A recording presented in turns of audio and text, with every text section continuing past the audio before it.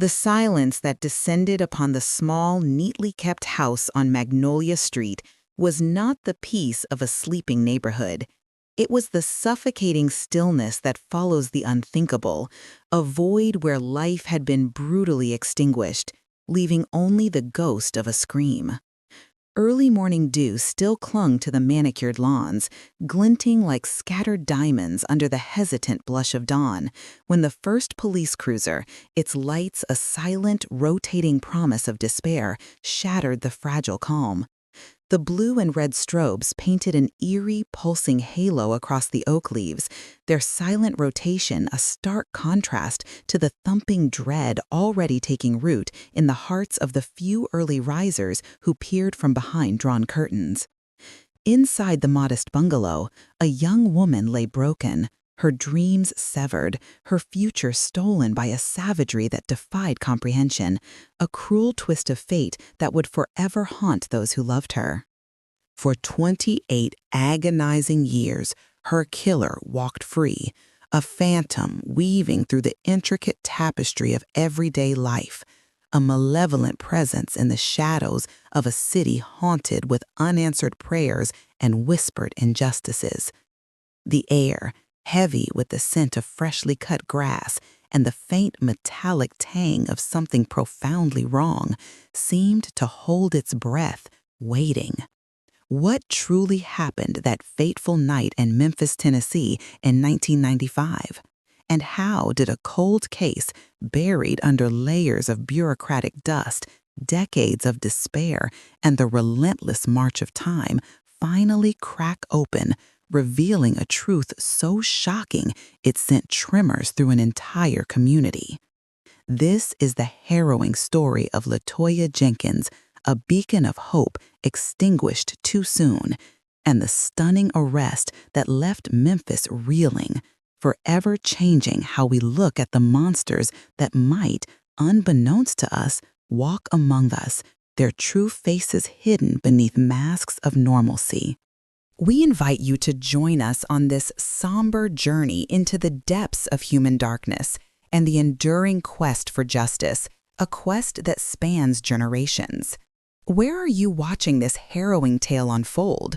Please share your location in the comments below, and if you haven't already, take a moment to subscribe to our channel. Your support truly helps us bring more stories like LaToya's to light, ensuring their echoes are never forgotten and that their pursuit of justice continues to resonate, loud and clear, even across the vast expanse of time. The year was 1995, a period defined by both the lingering anxieties of a bygone era and the burgeoning promise of a new millennium. In Memphis, Tennessee, a city steeped in a history as rich and complex as the mighty Mississippi River that flowed beside it, life pulsed with a rhythm unique to its soul, a blend of resilience and struggle. It was a place of vibrant blues and soulful gospel, of hard-won civil rights triumphs and persistent socioeconomic disparities, a city where community bonds were often forged in the fires of shared experience and unwavering resilience. The summer heat was already a heavy, humid blanket by mid-May, clinging to the weathered brick facades of homes and seeping into the very fabric of daily existence, a constant presence that shaped life itself.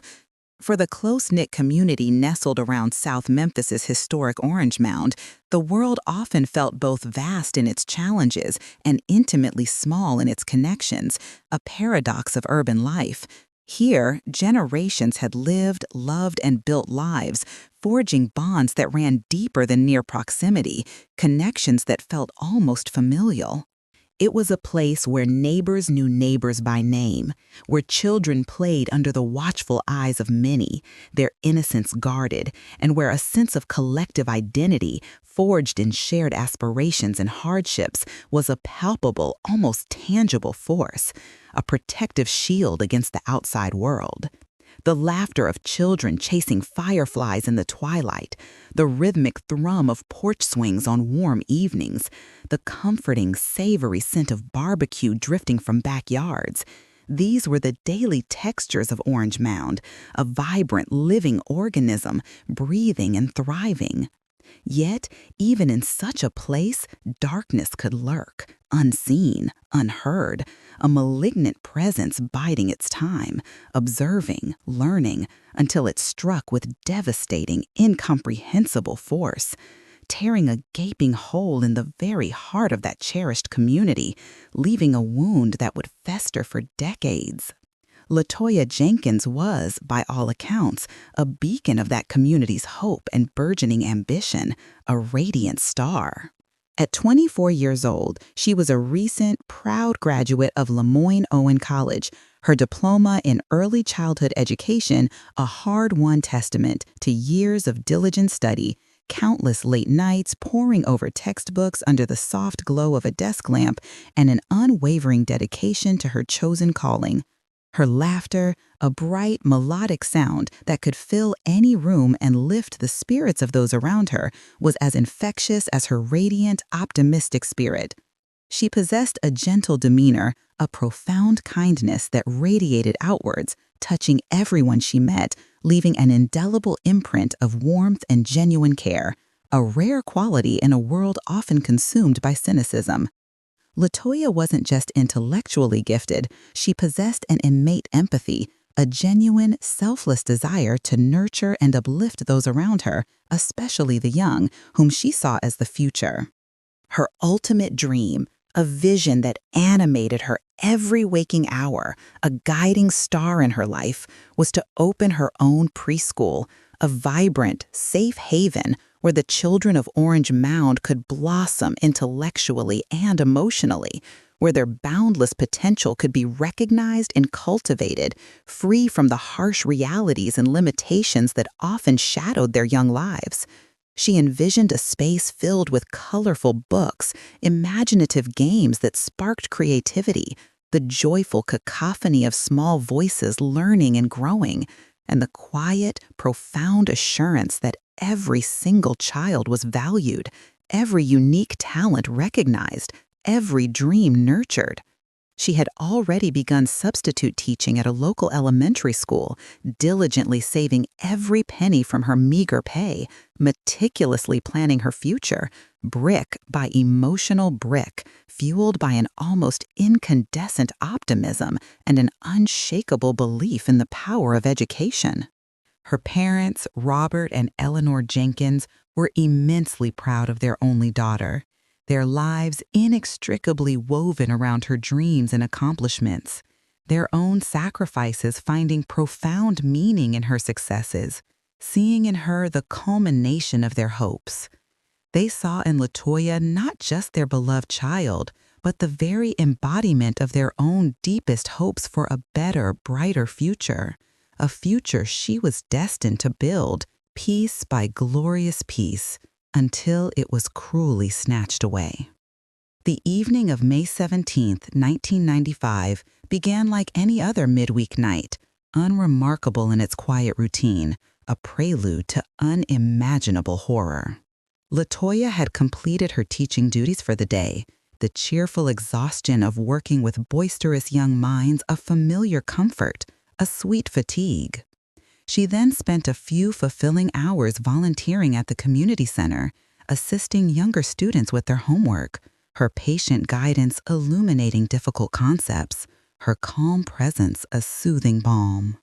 Her gentle encouragement often sparked a flicker of understanding in a struggling child's eyes, a reward more valuable than any paycheck, a deep satisfaction. Around 9:30 p.m., she headed home to her small, rented bungalow on Magnolia Street, a quiet residential lane lined with mature oak trees whose nascent leaves whispered in the gentle evening breeze, and modest, well-maintained homes where families were settling in for the night, their lives playing out in comforting predictability. It was a street where porch lights often stayed on late, casting welcoming pools of yellow light, a silent testament to the watchful, interconnected eyes of the neighborhood, a sense of shared security. She spoke to her mother, Eleanor, at precisely 9:37 p.m., a brief, loving chat about the day's mundane events, her plans for a quiet weekend, and a firm promise to visit for Sunday dinner, a tradition sacred in the Jenkins household, a weekly anchor of family connection.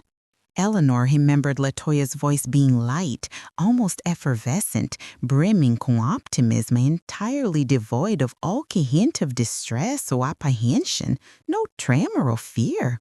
There was no mention of anyone else being present at her home, no strange or unsettling phone calls, nothing whatsoever to suggest the impending horror that would soon engulf their lives, ripping their world apart at the seams, leaving an irreparable void. After hanging up the phone, Eleanor felt a familiar warmth spread through her chest, a mother's deep, contented peace, knowing her child was safe, thriving, and deeply loved. She could never have imagined in her wildest nightmares that would be the last time she would ever hear her daughter's voice, a melody forever silenced, a beautiful song cut tragically short. The chilling discovery came shortly after 7 a.m. the following morning. Mrs. Clara Mae Henderson, LaToya's elderly next-door neighbor, a woman known throughout Orange Mound for her keen eye, her unwavering commitment to routine, and her meticulously tended rose garden, a source of pride, noticed something profoundly amiss.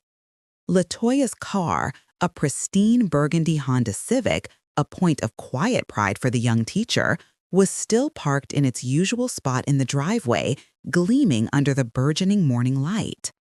This in itself wasn't entirely unusual, but LaToya was famously meticulous about her schedule, a creature of habit.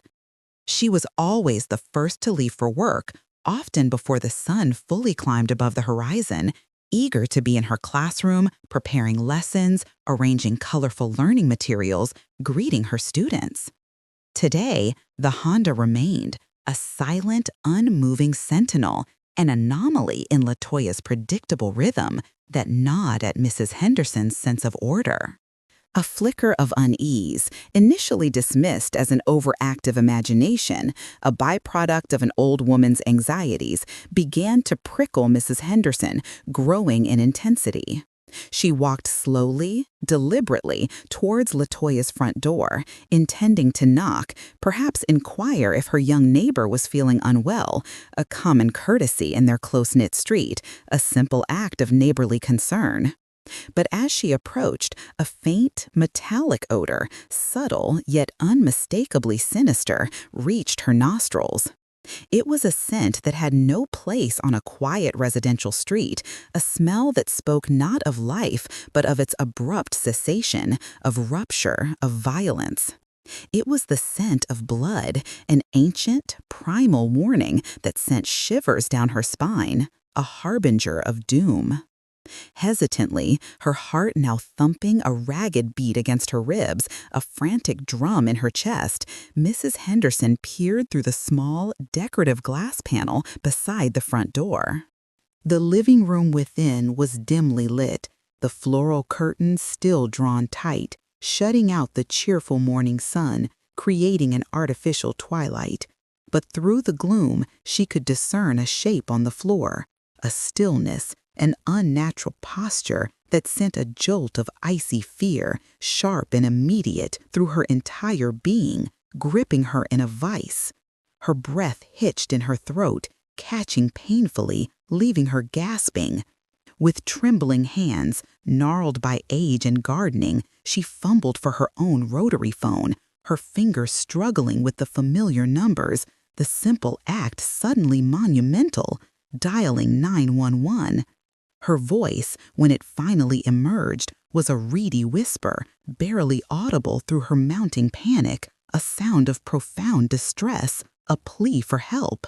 "Something's wrong at LaToya's house, I think. I think she's hurt." Her words hung in the humid morning air, heavy with unspoken terror, a chilling premonition of the tragedy about to unfold, irrevocably shattering the peace of Magnolia Street forever, forever altering its quiet rhythm. The arrival of the Memphis Police Department was swift, the sirens, once distant wails, now piercing the morning air with an insistent urgency, seeming agonizingly slow to Mrs. Henderson, who stood sentinel on her porch, her gaze fixed on Latoya's door, her heart pounding a frantic rhythm against her ribs, a relentless, fearful beat. Patrolman David Miller was the first officer on the scene, his uniform crisp, his calm professional demeanor a stark contrast to the escalating dread that permeated the street, a quiet island amidst the rising tide of fear. He forced entry through the unlocked back door, a detail that would later haunt investigators, suggesting either a hurried, desperate exit by the perpetrator or an intimate, chilling knowledge of Latoya's habits, her perceived vulnerabilities, a violation of her deepest sense of security. The sight that greeted him inside Latoya Jenkins' living room would forever be etched into the darkest corners of his memory, a tableau of unspeakable horror that no training could ever truly prepare him for. Latoya lay sprawled across the plush floral rug, her body twisted into a grotesque, unnatural angle, a silent testament to a violent struggle, her dignity cruelly violated, her youth brutally extinguished. A deep, dark stain, the color of dried crimson, had blossomed on the rug around her head, a stark, horrifying contrast to the rug's once vibrant patterns, a testament to the savagery. Her eyes, wide and unseeing, stared vacantly at the ceiling, mirroring the shock and terror of her final, desperate moments, forever fixed on an unseen horror. It was immediately, agonizingly clear. Latoya Jenkins was gone. Her bright, promising life had been brutally, senselessly extinguished, leaving behind only emptiness. She had been murdered.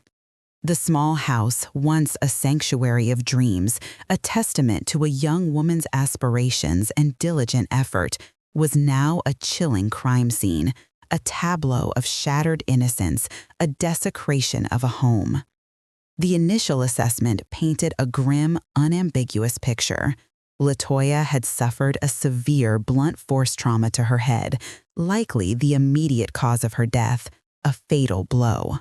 There were also undeniable signs of a ferocious struggle: overturned furniture, including a small coffee table, its delicate ceramic top cracked and splintered, scattered papers, pages from textbooks and lesson plans strewn across the floor, mocking her scholarly pursuits, a broken ceramic lamp, its shards glinting ominously under the harsh glare of police flashlights.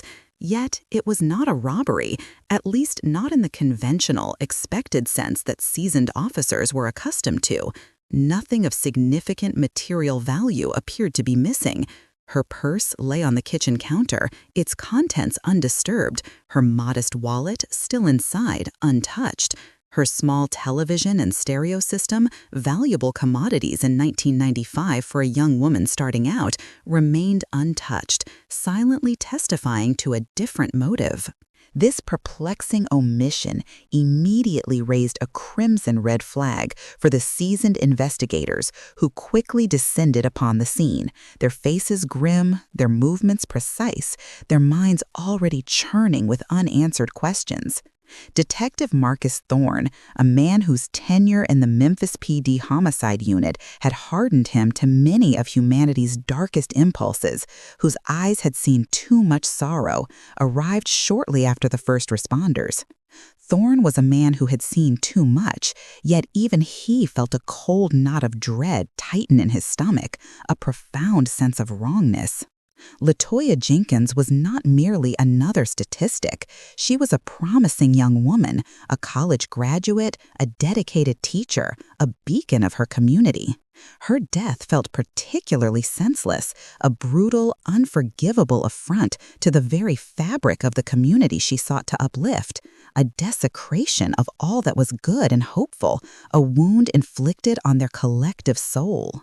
The scene processing was a meticulous, painstaking ballet of sorrow and scientific rigor, a solemn dance of evidence collection.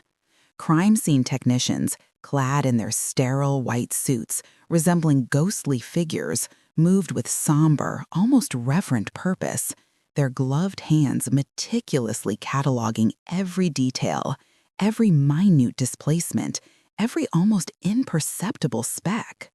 Photographs were taken from every conceivable angle, capturing the silent, horrifying narrative of the room, preserving it for later, colder analysis, for the detached scrutiny of forensic science. Fingerprint dust, a fine, ghostly powder, was carefully applied to every surface, a doorknob, a tabletop, the broken lamp, revealing faint whorls and ridges on door frames, tabletops, and doorknobs. Swabs were taken, tiny fibers painstakingly collected from the rug and LaToya's clothing, hair samples carefully bagged and labeled, each piece a potential key. Every speck of dust, every disturbed object, every barely perceptible smear held the potential to whisper a secret, to provide a crucial clue to the identity of the monster who had stalked these peaceful halls, breaking their peace. The medical examiner, Dr. Evelyn Reed, a woman whose calm professionalism belied the grim nature of her work, whose eyes had witnessed countless tragedies, conducted her preliminary examination at the scene, confirming the sheer brutality of the attack. Her initial observations suggested the struggle had been fierce, indicating LaToya had fought valiantly, desperately, for her life against an unknown assailant, her final act one of courageous defiance. This observation, coupled with the puzzling lack of conventional robbery, began to steer the investigation away from random violence and towards a more personal, intimate motive, perhaps a crime of passion, or something far more sinister and premeditated, a targeted act of pure malevolence born of a dark obsession. As the sun climbed higher, now a fiery orb in the hazy Memphis sky, casting long, stark shadows across Magnolia Street, baking the asphalt, the news of LaToya's death spread like wildfire through Orange Mound, carried on the wings of hushed whispers and urgent phone calls. Whispers turned into hushed, disbelieving conversations, then into audible gasps of profound shock and sorrow, a collective cry of grief. The vibrant community that had buzzed with the early morning activity of school runs and commutes now fell into a chilling, oppressive silence, a tangible weight settling upon its collective heart, crushing its spirit. Neighbors gathered in small, mournful groups on porches and sidewalks, their faces etched with grief, confusion, and an encroaching fear that tightened its icy grip. Who would do such a thing? And why LaToya, of all people, a person universally loved and respected? The questions hung heavy in the humid air, unanswered, intensifying the creeping dread that was slowly beginning to seep into every home, every family, poisoning the very wellspring of their security and peace of mind. Robert and Eleanor Jenkins were notified by Detective Thorne himself, a duty he always dreaded, a moment where he felt the raw, primal force of human suffering, the agony of broken dreams. He watched, helpless, as the light extinguished from their eyes, replaced by an abyss of despair, a vacant stare of incomprehensible loss. Their world, built upon the foundation of LaToya's bright future, crumbled into dust in an instant, leaving only the wreckage of their hopes. The raw, guttural cries of Eleanor, a sound of profound loss that resonated with the agony of a mother's broken heart, echoed through their quiet home, a mournful sound that would forever haunt those who heard it, a symphony of unbearable grief that would play on for decades. The initial investigation launched with a fervor born of intense public outrage and an unyielding professional duty, a relentless pursuit of truth. Detectives Thorne and his partner, Detective Sandra Williams, a tenacious and empathetic investigator whose sharp instincts were invaluable, worked tirelessly, their hours blurring into an endless cycle of interviews and evidence review, fueled by coffee and determination. They spoke to everyone who knew LaToya, painstakingly reconstructing the mosaic of her life, piece by painstaking piece, hoping to find a pattern, a deviation. They interviewed her colleagues at the elementary school, her fellow volunteers at the community center, her colleague friends, and of course, her heartbroken family, delving into their deepest sorrows. They delved into her relationships, both platonic and romantic, her recent activities, any disputes she might have had, however minor, searching for any discord. Was there a disgruntled student's parent, perhaps seeking revenge? An ex-boyfriend, perhaps harboring lingering resentment? A wounded ego? A secret admirer whose affections had turned obsessive? A dark fixation? The canvas of LaToya's life was meticulously painted, layer by layer, in an attempt to find a single brushstroke that didn't fit, a discordant color in an otherwise harmonious and beautiful portrait of a promising life. Her parents, devastated yet remarkably resolute, spoke of LaToya's exemplary character, her unwavering moral compass, her deep sense of right and wrong. They reaffirmed she was not known to have enemies, that her nature was gentle and kind. She had a kind heart, a gentle soul, a fierce dedication to her principles.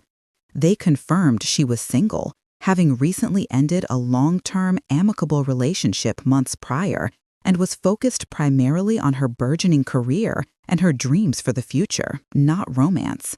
There were no new romantic interests, no mysterious late-night phone calls that raised suspicion, no dark secrets hidden beneath her composed, optimistic exterior. Every lead, however tenuous, was pursued with grim, almost desperate determination, leading them down countless dead ends. Former boyfriends were questioned extensively, their alibis scrutinized with an almost forensic intensity, their every word weighed. Neighbors were asked if they had seen or heard anything unusual that night, any strange cars parked on the street, any unfamiliar faces lingering in the shadows of the old oak trees.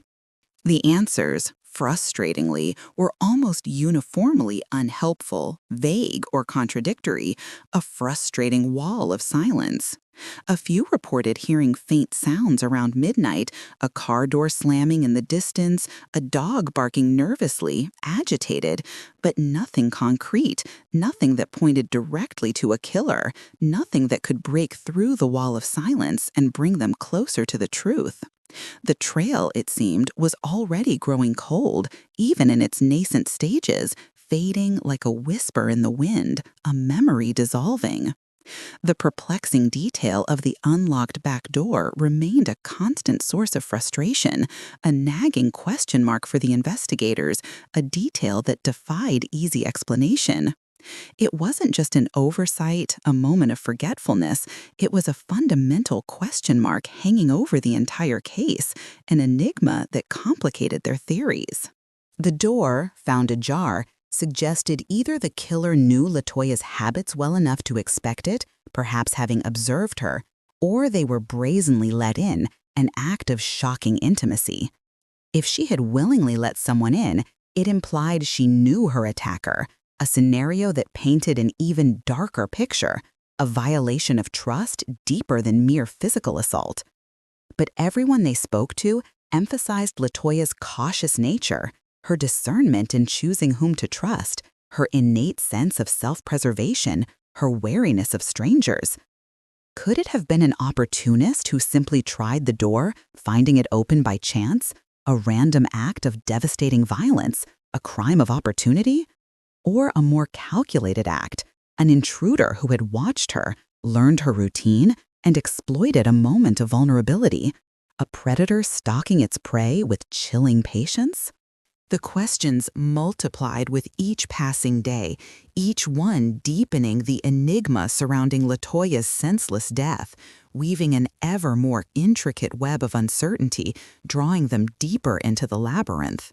Forensic analysis, while considered state-of-the-art for 1995, was undeniably rudimentary by today's sophisticated standards, a nascent science. Yet it yielded a few tantalizing but ultimately insufficient clues, like breadcrumbs leading nowhere.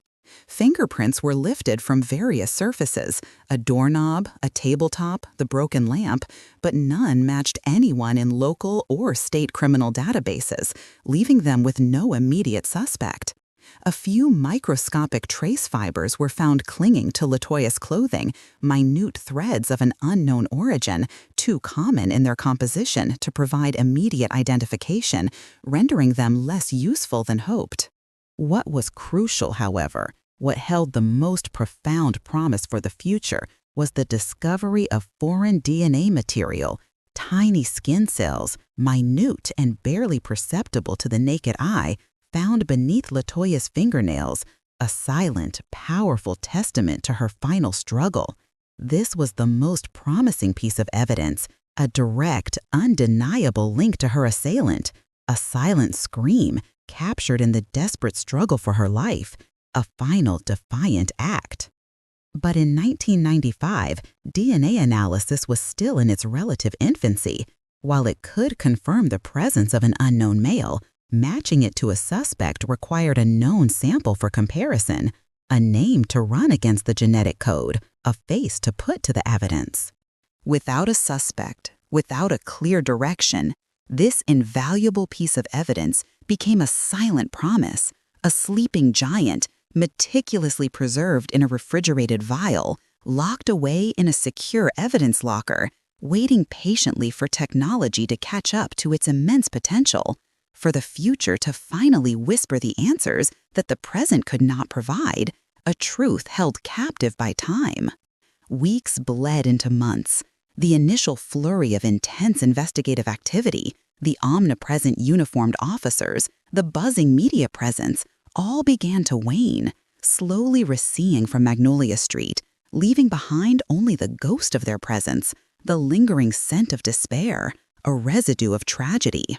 The raw, searing grief of the Jenkins family slowly morphed into a simmering anger, an aching, corrosive frustration at the lack of answers, the prolonged agony of not knowing.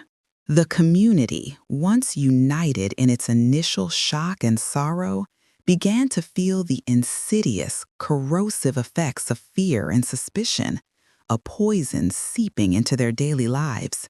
Every stranger seemed a potential threat, every familiar face now viewed through a prism of doubt, the shadow of the unknown killer casting a pall over their daily interactions, corroding trust. The initial press coverage, intense and deeply sympathetic, gradually receded, replaced by newer, more sensational headlines, fading from the collective consciousness, becoming a distant memory. LaToya Jenkins's brutal murder, once a screaming headline on the front page, became a small, forgotten paragraph on an inside page, then a mere file number in the vast, impersonal archives of unsolved crimes, a tragedy relegated to the cold, dark corners of history. The chilling phrase, "cold case," began to be whispered, a sorrowful, grim epitaph for a bright life cut tragically, senselessly short, a symbol of unfinished justice. Detective Thorne, a man deeply affected by the senselessness of LaToya's death, by the palpable grief of her parents, refused to let it go, a stubborn fire burning within him.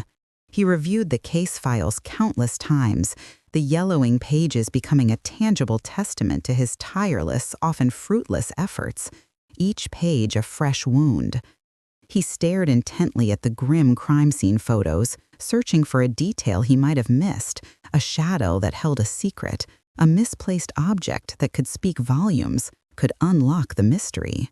He listened to Eleanor Jenkins' heartbroken, often desperate pleas for justice, her voice a constant, aching reminder of the profound duty yet to be fulfilled, the wound that refused to heal, a wound he felt in his own soul.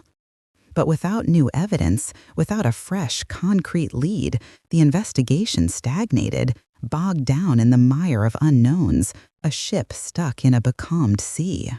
The DNA, the most powerful piece of evidence they possessed, lay dormant, a silent observer of a stalled pursuit, a frozen testament to an act of violence.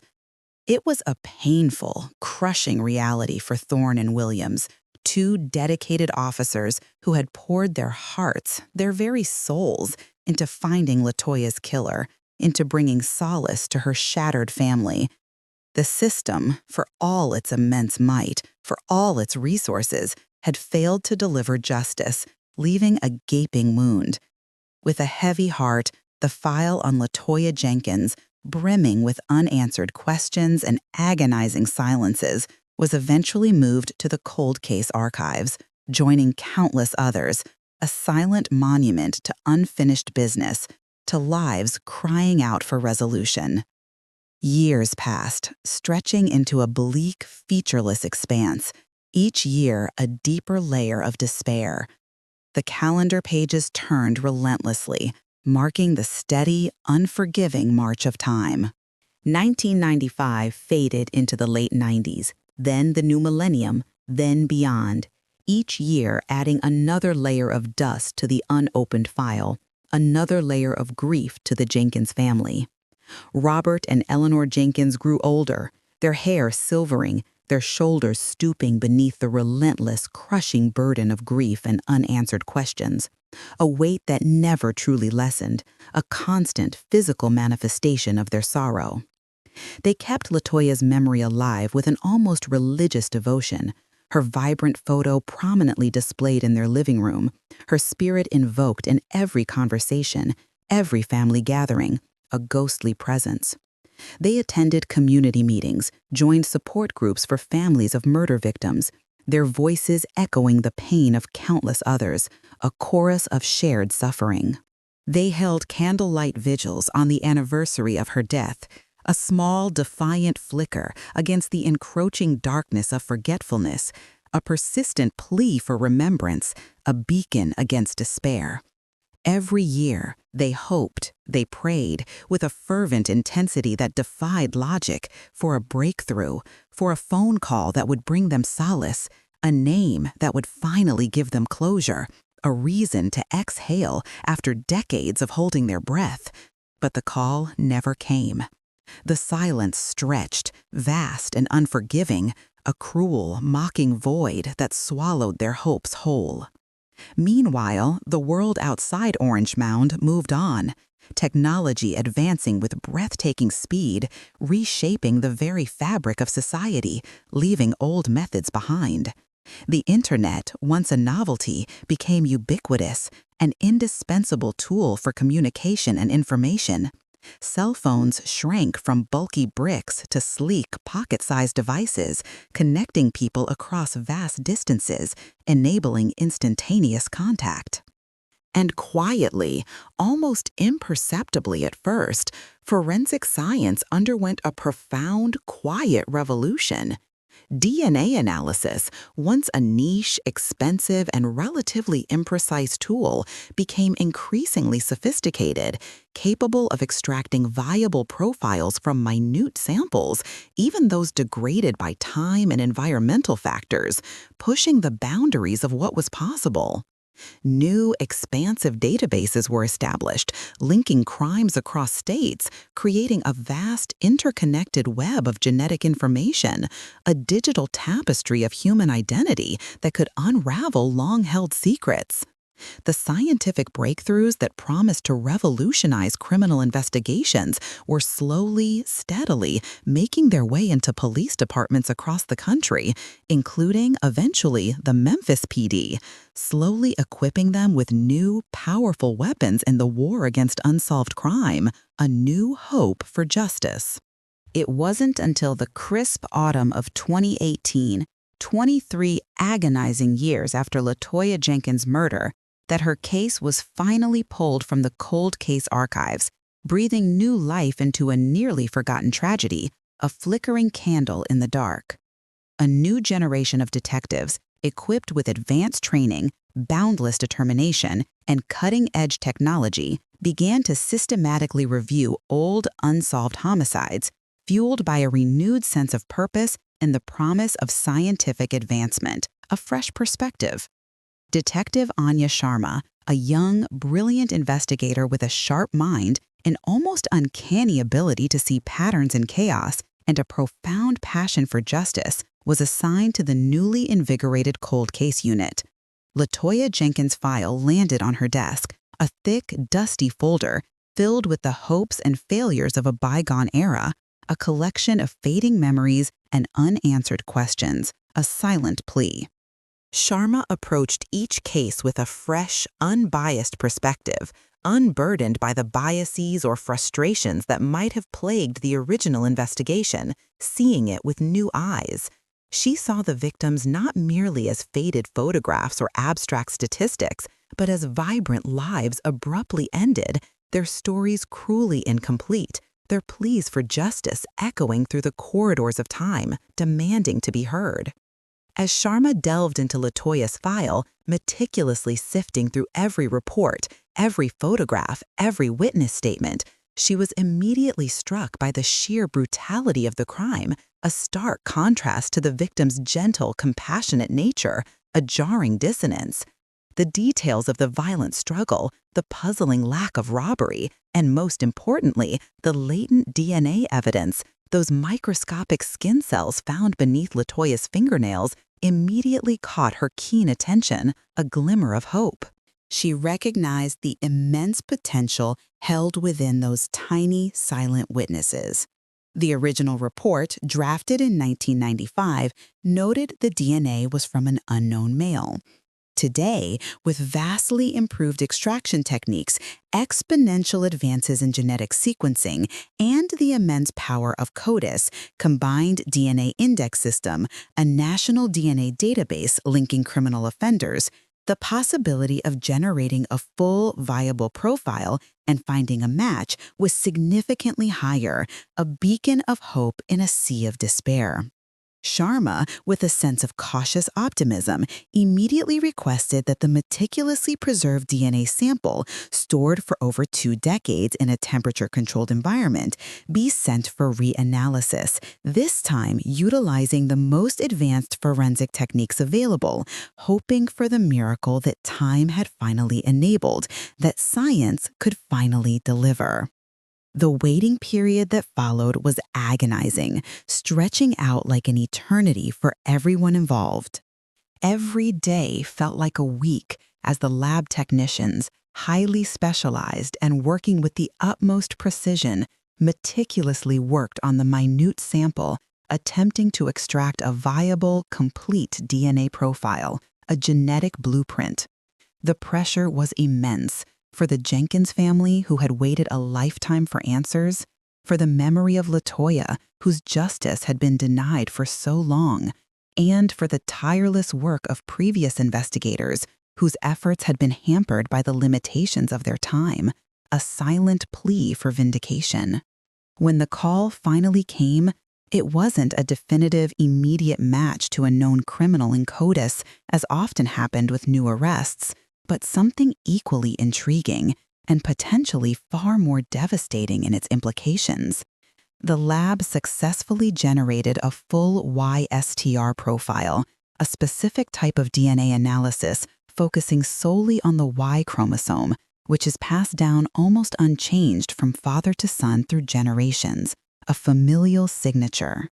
This type of analysis, while not identifying an individual directly, could identify a male lineage, potentially connecting the perpetrator to a family tree, even if the individual himself wasn't a registered criminal in any existing database, a genius workaround. It was a genetic breadcrumb, a thread leading into the past, promising a path forward, a glimmer of light in the darkness.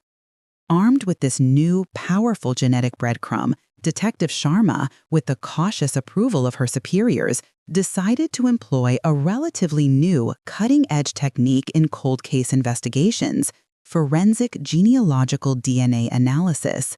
This involved uploading the YSTR profile to public genetic genealogy databases, platforms typically used by ordinary citizens researching their family history, seeking to connect with distant relatives, an unexpected application of a personal pursuit.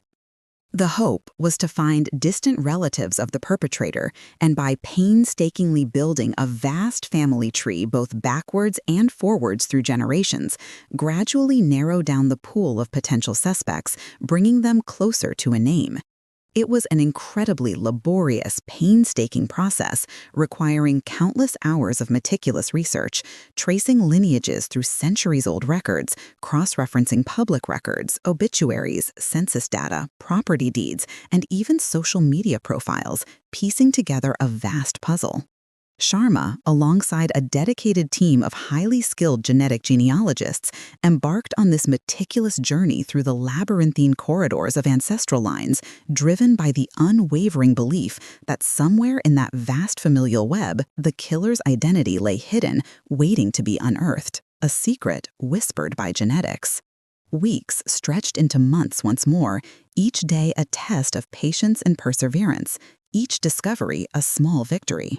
The team painstakingly constructed a complex, sprawling family tree, branching out from various distant matches found in the public databases, slowly but surely converging towards a smaller, more manageable pool of individuals, a narrowing funnel of suspicion. The YSTR profile provided crucial clues, narrowing the search to specific branches of a particular family, indicating a shared paternal ancestor, a specific genetic lineage. The genealogists identified a particular family surname that consistently appeared in the ancestral lines of the distant matches, a name that resonated with a certain geographic area within Memphis, a tangible link.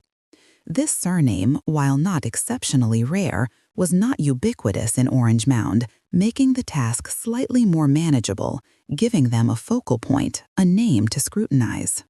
By cross-referencing this family name with residents of Orange Mound in 1995, specifically those who would have been in their late teens to early 40s, a surprisingly short list of potential individuals began to emerge from the overwhelming data, a list that slowly began to take on a terrifying shape, leading them closer to the unimaginable. Among them was a name that initially seemed incongruous, almost impossibly so, sending a chill down Detective Sharma's spine, a jolt of disbelief. Samuel Sam Thorne. Not Detective Thorne, LaToya's original investigator, who had dedicated years to the case, but a different Thorne, a man from a well-respected, prominent family in Orange Mound. Samuel Thorne was known throughout the community as a deacon at the local church, a beloved youth mentor who often spoke to children about good choices and faith, a respected figure deeply involved in various community initiatives. He ran a successful landscaping business, had a seemingly impeccable reputation, known for his quiet generosity and unwavering commitment to his community, a model citizen. The idea, the very notion that he, of all people, could be connected to such a brutal, senseless crime felt like a cruel, macabre joke, a profound betrayal of everything the community stood for, everything they believed in, shattering their sense of reality. But the DNA didn't lie. The YSTR profile pointed directly, unequivocally to his paternal lineage, a silent, damning accusation echoing across generations, demanding to be heard. Detective Sharma felt a profound, unsettling sense of unease. The meticulous work of forensic genealogy, while groundbreaking, rarely made mistakes, but the human element, the sheer unlikeliness of the suspect, was deeply troubling, almost nauseating, forcing her to confront uncomfortable truths. Yet a lead was a lead, and justice, long deferred, demanded it be followed wherever it led, no matter how uncomfortable the truth might be, no matter who it implicated. A covert surveillance operation was immediately initiated. Detectives observed Samuel Thorne for weeks, monitoring his movements, his daily routines, his interactions, meticulously documenting every detail, every mundane action. They needed a direct, verifiable DNA sample from him, a physical piece of evidence that could definitively confirm the genetic link to erase all doubt. One sweltering afternoon, as the Memphis heat pressed down relentlessly, Thorne, after purchasing a coffee and smoking a cigarette, casually discarded the coffee cup and the cigarette butt into a public trash receptacle. It was a routine act, mundane and utterly unremarkable in its context. But for the cold case detectives watching from a distance, it was a golden, providential opportunity, a stroke of luck that decades had waited for.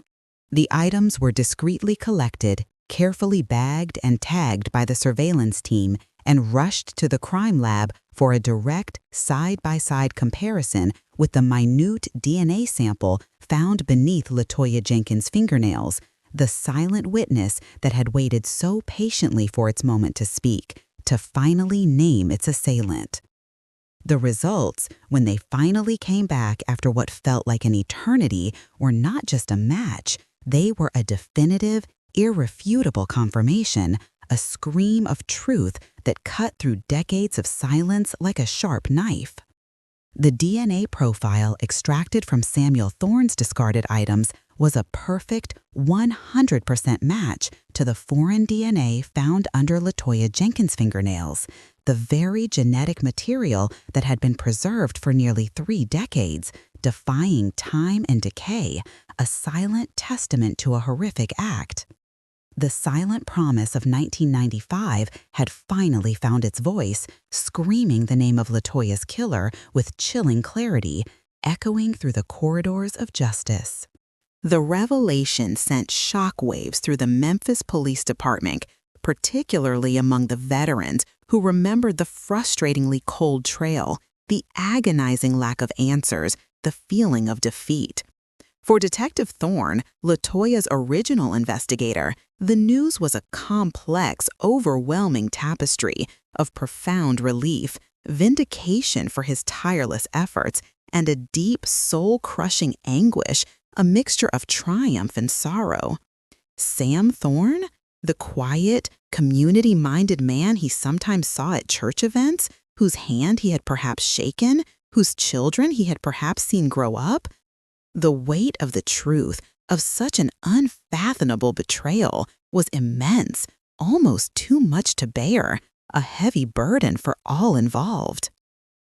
The plan for the arrest was carefully, painstakingly orchestrated, mindful of Samuel Thorne's standing in the community and the potential for public reaction, for chaos or unrest. They wanted to ensure no panic, no unnecessary disruption, no further harm to the already fragile community, a wound now reopened. On a quiet Tuesday morning, as the sun was just beginning to warm the streets of Orange Mound, casting long, peaceful shadows, Samuel Thorne was apprehended without incident as he left his home to start his workday, his usual routine. The sudden appearance of unmarked police vehicles, the quiet but firm command for him to step out, the glint of handcuffs under the nascent sun, it was a surreal, almost cinematic moment for those few neighbors who witnessed it, their morning routines suddenly, jarringly interrupted, their sense of security shattered. News of the arrest, though initially sparse on details, began to ripple through the neighborhood with astonishing speed, carried on the wind of whispered conversations and frantic phone calls, a wildfire of information. Speculation, wild and varied, immediately began. Had they finally caught LaToya's killer after all these years? But who was it? And why the secrecy, the sudden, almost stealthy nature of the arrest, the quiet precision? The interrogation of Samuel Thorne was a tense, protracted affair, a psychological battle of wills unfolding within the sterile confines of the interrogation room under the harsh fluorescent lights. Initially, he maintained his innocence with unwavering conviction, denying any knowledge of LaToya Jenkins or the horrifying events of that night in 1995, his face a mask of placid denial. He was composed, articulate, his demeanor betraying little, a carefully constructed mask of innocence and indignation. He spoke calmly of his good name, his decades of community work, his unwavering faith, his unimpeachable reputation, his life an open book. He suggested a mistake, a mix-up, an impossibility, an unfortunate coincidence, anything but the truth. But Detective Sharma, armed with the irrefutable, undeniable power of the DNA evidence, patiently, methodically laid out the facts, piece by agonizing piece, dismantling his defenses. She described the crime scene in chilling detail, the brutal attack, the evidence of LaToya's valiant, desperate struggle, and finally, the indisputable scientific proof, his DNA, a genetic signature left behind, undeniable. She showed him the forensic report, the stark, numerical confirmation of his presence at the scene, his very genetic material intertwined with LaToya's dying moments, a silent, damning testament that spoke louder than any words. The air in the interrogation room grew heavy, thick with unspoken truths and the crushing weight of decades of deceit, a suffocating atmosphere of guilt. As the evidence mounted, as the meticulously constructed walls of his denial began to crumble, a flicker of something dark, desperate, and utterly chilling crossed Samuel Fain's face, a momentary glimpse into the abyss. His composure fractured, cracks appearing in the carefully maintained facade, revealing the monster within. He shifted uncomfortably in his seat, avoided eye contact, his hands trembling slightly, betraying the inner turmoil, the terror of exposure. Then, slowly, painfully, the story began to emerge, dripping out in fragmented, self-serving confessions, punctuated by long, pregnant silences and feigned memory lapses, a carefully curated narrative. It was a narrative steeped in casual cruelty, a terrifying sense of entitlement, and a horrifying lack of remorse, a chilling glimpse into a depraved mind. Thorne claimed he had known LaToya casually, having done some minor landscaping work for her on one occasion, a flimsy pretext for acquaintance, a thin veil over his true intentions. He admitted to being attracted to her, to grossly misinterpreting a polite conversation, a simple act of neighborly kindness, as an invitation, a green light for his twisted desires, an act of pure delusion. On that fateful night, he had seen her lights on late, walked over to talk, ostensibly about the landscaping, and found her back door unlocked, a fateful detail he remembered with chilling clarity, a perceived opportunity. He confessed to entering without invitation, surprising LaToya in her own home, invading her sanctuary, her private space.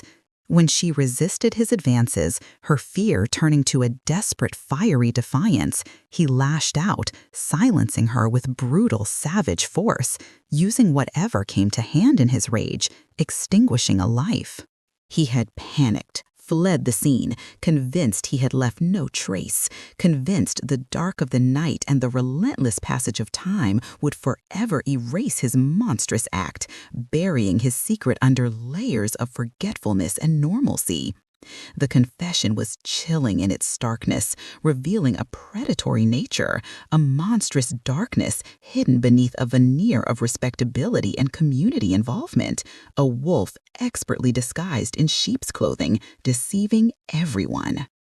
The news of Samuel Thorne's arrest and subsequent confession ripped through Memphis, and particularly through the tight-knit community of Orange Mound, like a Category 5 hurricane, leaving a trail of devastation in its wake, an emotional wasteland. The initial, overwhelming wave of relief that a killer had finally been caught quickly curdled into a devastating torrent of shock, anger, and profound, gut-wrenching betrayal, a bitter taste in their mouths. For 28 agonizing years, the community had lived with a lingering shadow, a fear that LaToya's killer might still be among them, an unknown bogeyman lurking in the periphery, casting a long, dark pall. They had supported the Jenkins family, rallied for justice, attended vigils, and collectively mourned a promising life lost, their hearts aching. But to learn that the perpetrator was not some nameless, faceless stranger, but Samuel Thorne, Deacon Thorne, Sam, the man who spoke at church, who mentored their children, who volunteered at community events, whose hand many had shaken, whose words many had trusted, whose presence was a comfort. It was an almost unbearable blow, a wound that went deeper than mere grief, cutting to the very core of their collective identity, shattering their world. The Jenkins family, who had weathered nearly 3 decades of agonizing uncertainty, found themselves grappling with a new, equally painful reality, a different kind of torment. The profound relief of finally knowing who was inextricably tied to the horror of who that person turned out to be, a revelation that brought no true peace. Eleanor Jenkins, her face etched with years of sorrow and etched with the lines of relentless grief, her eyes carrying the weight of decades, spoke to reporters outside the courthouse with a voice trembling with a mixture of raw grief and incredulous disbelief, almost a whisper of agony. "He was a good man, everyone said," she whispered, tears streaming down her face, her eyes fixed on some distant, unseen point, a future that never was. "He came to the vigils. He told us he was praying for us. All that time, he knew what he did to my baby." The sheer, monstrous weight of that betrayal was almost too much to bear. It shattered their understanding of humanity, twisting the very concept of trust and community into something ugly, distorted, and profoundly sickening, a fundamental corruption of decency. The community's collective memory of LaToya, once a source of shared sorrow and resilience, was now irrevocably tainted by the chilling revelation that her killer had walked among them, disguised as a friend, a neighbor, a trusted figure, a wolf in the most convincing, pious sheep's clothing, a master of deception. The psychological impact on Orange Mound was profound, a scar etched deeply into the collective psyche, a wound that would take generations to heal. The arrest exposed a deep, festering wound within the community, forcing an uncomfortable, painful examination of how appearances could so expertly deceive, how evil could so cunningly masquerade behind the most benevolent facades, a chilling lesson. Trust, a fundamental cornerstone of any community, was severely shaken, its foundations cracked and weakened. Parents questioned their judgment, mentors their influence, parishioners their faith, their very belief in the goodness of humanity, finding it difficult to reconcile. The very foundation of what they believed to be true about their neighbors, about the decency of people, seemed to crack and splinter under the immense pressure of this shocking revelation, leaving them adrift in a sea of doubt. The whispers that once spoke of the unknown killer now focused with a morbid fascination and a pervasive fear on the man who had concealed his monstrous secret for so long, and the chilling implications of such a profound, insidious deception, a betrayal that echoed through every home. The trial of Samuel Thorne, though a formal necessity to complete the legal process, was not a lengthy affair. Faced with overwhelming, irrefutable DNA evidence and his own partial, damning confession, his defense was minimal, a perfunctory exercise in futility, an empty gesture. The prosecution, in a compelling and meticulously presented case, painted a clear, harrowing picture of a calculating predator who had leveraged his impeccable reputation and his intimate familiarity with the community to commit a heinous, unspeakable act, then successfully hid in plain sight for decades, weaving himself into the very fabric of the lives he had shattered. The testimony of Robert and Eleanor Jenkins was heartbreaking, their raw, enduring grief palpable in the quiet, solemn courtroom, their dignity in the face of such sorrow a testament to their strength, their unwavering love. Detective Sharma, with quiet authority, presented the meticulous findings of forensic genealogy, detailing the painstaking process that had finally, undeniably unmasked the killer, bringing him from the shadows into the harsh glare of justice, a triumph of science and dedication. The jury, after a relatively short deliberation, their faces grim and resolute, found Samuel Thorne guilty of the first-degree murder of LaToya Jenkins. The sentence, delivered with solemn gravity by Judge Harrison, was life imprisonment without the possibility of parole, a small measure of justice for an immeasurable loss, a finality for a portion of the suffering. The courtroom was silent, a breathless, heavy hush falling over the assembled families, the eager journalists, and the somber community members as Judge Harrison's voice, slow and deliberate, resonated with the immense weight of decades of deferred justice, of lives forever altered, of a profound wrong finally being acknowledged. Samuel Thorne stood impassive, his hands clasped behind his back, a carefully constructed blank mask, attempting, futilely, to conceal the monster within, the chilling depravity that had festered beneath his respectable veneer, a lifetime of lies. But his efforts were entirely futile. The verdict, a single resounding word, guilty, echoed through the hollowed halls, a thunderclap of undeniable truth that ripped through the lingering shroud of mystery, dispelling the decades of uncertainty, bringing clarity to chaos. Eleanor Jenkins, seated in the front row, her body trembling with a mixture of pent-up emotion, let out a choked sob, a sound that was at once agonizing grief and profound, soul-deep relief as her husband Robert tightened his grip on her trembling hand, his own eyes welling with silent tears. They had waited nearly 3 decades for this exact moment, a lifetime of unbearable anguish culminating in this stark, undeniable pronouncement of justice, a moment of profound significance. But the true climax of this harrowing saga was not just the verdict itself. It was the chilling, profoundly impactful pre-sentencing statement read by Eleanor Jenkins. Her voice, though frail and laced with years of sorrow, imbued with an unwavering strength born of unimaginable pain and an unshakable maternal love, a mother's eternal bond. She slowly turned her gaze, unwavering and direct, to Samuel Thorne, who, for the first time, finally met her eyes, a flicker of something akin to shame, or perhaps just cold, detached recognition, crossing his face before he quickly averted his gaze, unable to bear her righteous anger. For 28 years, she began, her voice gaining power with each word, slowly filling the courtroom.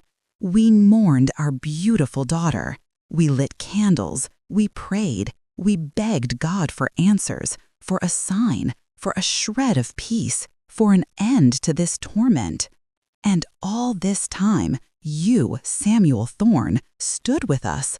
You offered hollow condolences. You prayed with us at vigils, your words of vile mockery. You looked us in the eye, pretending sympathy, knowing full well, in your darkened heart, you were the one who took her from us, who savagely ripped her from our embrace. You stripped LaToya of her future, of her dreams, of her very existence. You stripped us, her parents, of our peace, of our hope, of the joy of watching her flourish, of the comfort of her presence.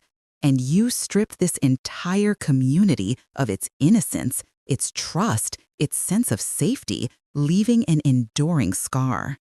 May God have mercy on your black soul, Samuel Thorne, because we, the Jenkins family, cannot and will not forgive you, not for this." Her words, delivered with a quiet, devastating power, hung in the air, a searing, unforgivable indictment, a raw, poignant reflection of the unfathomable betrayal that permeated the entire tragedy, resonating deeply within every soul present, a cry for vengeance and solace. It was the moment the community truly grappled with the terrifying depth of the deception, the monster unveiled not as an anonymous outsider, but as one of their very own, a wolf in the most convincing, pious sheep's clothing, his meticulously crafted facade finally irrevocably shattered, revealing the horrifying, grotesque truth beneath, a truth that left them stunned and reeling. The sentencing brought a fragile, bittersweet sense of closure to the Jenkins family, a long-awaited chapter finally turning, yet the scars remained, deep and indelible, etched into their very beings, wounds that would never fully heal.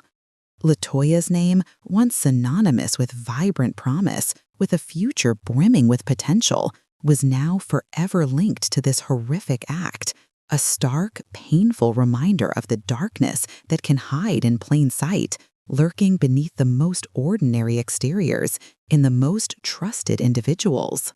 Her memory, however, was also profoundly redefined, not just as a victim, but as the enduring symbol of a community's resilience, its unwavering spirit, and the tireless, relentless pursuit of justice, no matter how long, how arduous, or how heartbreaking the path. The arrest of Samuel Thorne and the subsequent trial had fundamentally, irrevocably altered the social and psychological landscape of Orange Mound, leaving an indelible mark. The collective sigh of relief that a killer had finally been apprehended, taken off their streets, was swiftly followed by a profound disquiet, a pervasive, chilling question that hung heavy in the air. How many other secrets lay buried beneath the seemingly peaceful surface of their lives? How could a man so deeply embedded in the community, so outwardly pious, so seemingly benevolent, harbor such an unimaginable, grotesque depravity, committing such a heinous act? The case of LaToya Jenkins became a chilling, unforgettable testament to the dual, often deceptive nature of trust and the insidious, corrosive power of appearances. It forced the community to reevaluate their perceptions, to look at their neighbors, their friends, their leaders with a newly awakened, perhaps cynical eye, their innocence forever tainted. The comforting familiarity of their close-knit neighborhood was now tinged with a subtle, unnerving suspicion, a lingering sense of unease that lingered long after the headlines faded. While the community struggled to heal, slowly, painfully rebuilding the fractured bonds of trust and camaraderie, LaToya's story also became a powerful, inspiring example of the relentless march of forensic science, a beacon of hope in the ongoing fight against unsolved crime. The tiny, almost invisible skin cells preserved for decades, silent, patient witnesses to a brutal, unspeakable act, had finally screamed the truth across the chasm of time, bringing a semblance of justice to a family and a community that had almost agonizingly given up hope. It was a victory for science, a testament to the unwavering dedication of cold case detectives, but a victory forever steeped in sorrow, for it could never truly bring LaToya back, nor erase the years of profound, excruciating pain inflicted upon her loved ones, a wound too deep to fully mend. The Memphis Police Department, too, learned invaluable, sobering lessons from this protracted saga. The case underscored the critical, paramount importance of meticulously preserving even the most minute, seemingly insignificant piece of evidence, of maintaining unwavering faith in the potential of future technologies, of never truly closing the door on a victim's plea for justice, no matter the passage of time. It highlighted the evolving, complex dynamic between law enforcement and communities, particularly those historically marginalized, and the painstaking, trust-building work required to bridge divides and foster genuine cooperation, a process that continues to this day.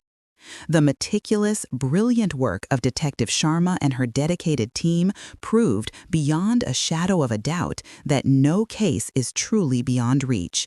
That time, though a formidable, relentless adversary, is not an insurmountable one when courage and dedication prevail, when science is allowed to speak its truth. Today, LaToya Jenkins' name is still spoken in Orange Mound, a quiet, reverent tribute to a life that should have been, a future tragically stolen, a bright light extinguished too soon. Her dream of opening a preschool, though unrealized by her own hands, continues to inspire future generations. A local community center, years after her death, established a scholarship in her name, providing financial assistance to aspiring educators from the neighborhood, helping them pursue their own dreams, ensuring that LaToya's spirit of nurturing, her passion for education, and her boundless optimism live on, her legacy shining brightly through the lives of others. Her story, a complex, harrowing tapestry woven with threads of vibrant hope, crushing despair, insidious betrayal, and finally, hard-won justice, serves as a poignant, enduring reminder that even in the deepest, most impenetrable shadows, the truth, however long it takes to emerge, will always strive to pierce the darkness, to demand recognition, to bring a semblance of peace. But even with a conviction, even with a name finally attached to the monstrous act, does true closure ever fully, unequivocally arrive? Can a community truly, completely recover and heal when the monster was not an outside threat, but one of its very own, someone they trusted, someone they respected, someone who stood beside them in their grief? And you, watching this unravel from wherever you are, reflecting on the depths of this tragedy and the eventual truth, what do you believe? Can justice truly heal the profound wounds of loss and betrayal? Or does it merely acknowledge the wound, allowing it to begin its slow, arduous process of scarring over, leaving an indelible mark that time can never fully erase? Some mysteries, even when seemingly solved, leave an indelible mark on the human psyche, a lingering, unsettling question that echoes in the quiet, untouched corners of our minds, a haunting reminder that the full truth, the unfathomable why behind such heinous acts, might forever remain just out of reach, shrouded in the impenetrable, chilling darkness of the human heart, a secret only the perpetrator and their victim truly know, locked away forever.